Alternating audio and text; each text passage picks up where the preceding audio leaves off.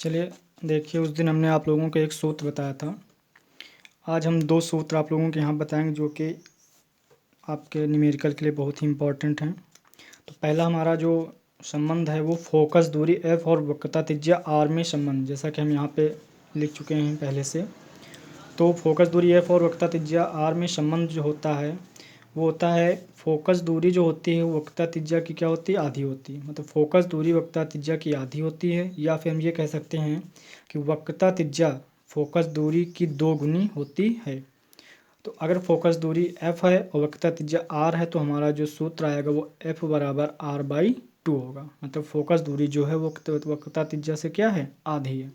और जब इसको हम पक्षांतर कर देंगे तो यहाँ से हमको r का मान मिलेगा वक्रता त्रिज्या का, r बराबर 2f। तो ये हमारा सूत्र है, बहुत ही इंपॉर्टेंट सूत्र है। और ये अवतल उत्तल दोनों दर्पणों के लिए एक ही सूत्र होता है।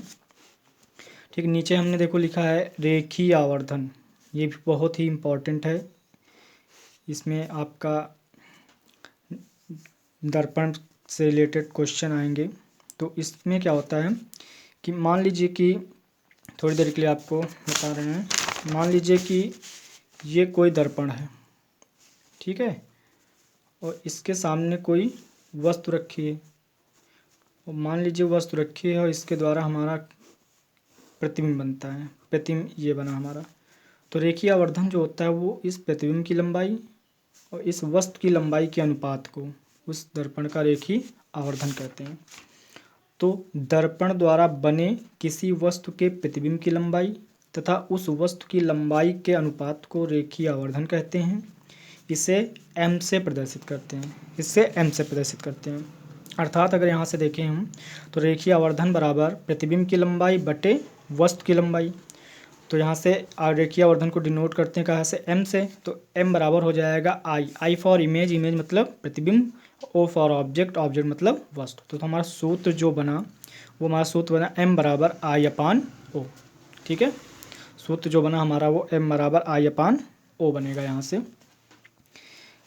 अब अगर यहाँ से देखिए, अगर यहाँ पे हम फिर चित्र सहायता समझान रहे हैं, तो मान लीजिए ये हमारा दर्पण है, ये हमारी वस्तु रखी यहाँ से, और मान लीजिए ये हमारा देखा जाएगी और ये दूसरी किरण जाएगी और ये दोनों जहाँ पर एक दूसरे को काटेंगे। मान लीजिए वस्तु, ये हमारी वस्तु है, तो वस्तु से दर्पण की दूरी कितनी है, u हो, प्रतिबिंब से दर्पण की दूरी कितनी हो, v हो। तब हमारा रेखीय आवर्धन क्या होता है, यदि दर्पण से वस्तु की दूरी u तथा प्रतिबिंब की दूरी v हो तो तब हमारा प्रतिबिंब जो आवर्धन होगा प्रतिबिंब का वो हमारा m बराबर होता है -v/u होता है।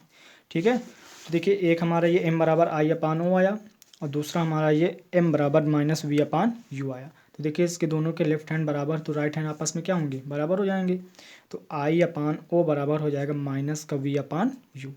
तो ये सूत्र हमारा जो निकल के आया ये बहुत ही इंपॉर्टेंट है, इससे हम न्यूमेरिकल लगाएंगे। हाँ, मैंने नीचे एक बात लिखी रखी है कि समतल दर्पण के लिए आवर्धन हमेशा कितना होता है, +1 होता है। समतल दर्पण के लिए आवर्धन हमेशा क्या होता है, +1 होता है।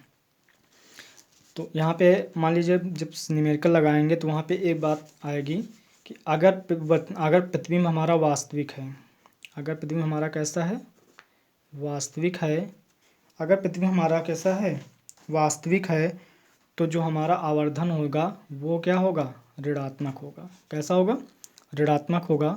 और अगर प्रतिबिंब हमारा क्या है, वास्तविक है, प्रतिबिंब हमारा आभासी है, कैसा है, आभासी है, तो हमारा आवर्धन कैसा होगा, धनात्मक होगा। तब हम आवर्धन का मान धनात्मक लेंगे। ठीक है, उम्मीद करते हैं समझ में आ गया होगा। अब हम इस पर एक न्यूमेरिकल लेते हैं तो उसमें समझाने की कोशिश करते हैं। बहुत ही सरल है, लेकिन पेपर में 1 या 2 न्यूमेरिकल जरूर आते हैं।